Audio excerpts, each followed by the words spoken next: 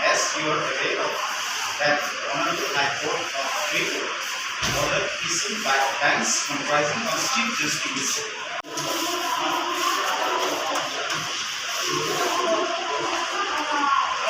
Yes,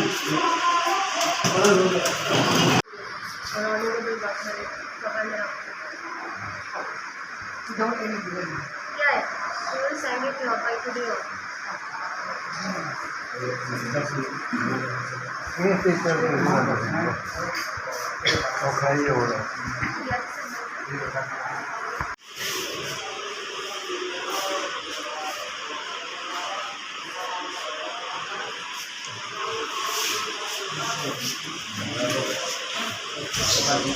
(587) units committees under DTAADC within the first week of November. প্রথমে ধন্যবাদ। আজকে 19 October 2022 সারা ত্রিপুরাব্যাপী গোটা রাজ্যের সমস্ত ব্লকে আমরা অন বিহাফ অফ ত্রিপুরা মথা আমরা একটা ডেপুটেশন প্রদান করেছি। এখানে আমাদের মেন দাবি ছিল যে বিসি ইলেকশন, যেটা হাইকোর্টের অর্ডার ছিল ফার্স্ট উইক নভেম্বরের মধ্যে সব কিছু প্রসিডিউর শেষ করা, কমপ্লিট করা, কিন্তু কি বা কেন কি কারণে আমরা জানি না।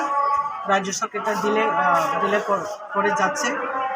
আজ পর্যন্ত আমরা কেউ জানি না যে ইলেকশনটা কবে হবে কি না হবে না, আমরা কেউ বলতে পারি না। তার জন্য আমরা ব্লক আমরা আমাদের রাজ্যপালের কাছে, মাননীয় রাজ্যপালের কাছে আমরা একটা ডেপুটেশন প্রদান করেছি।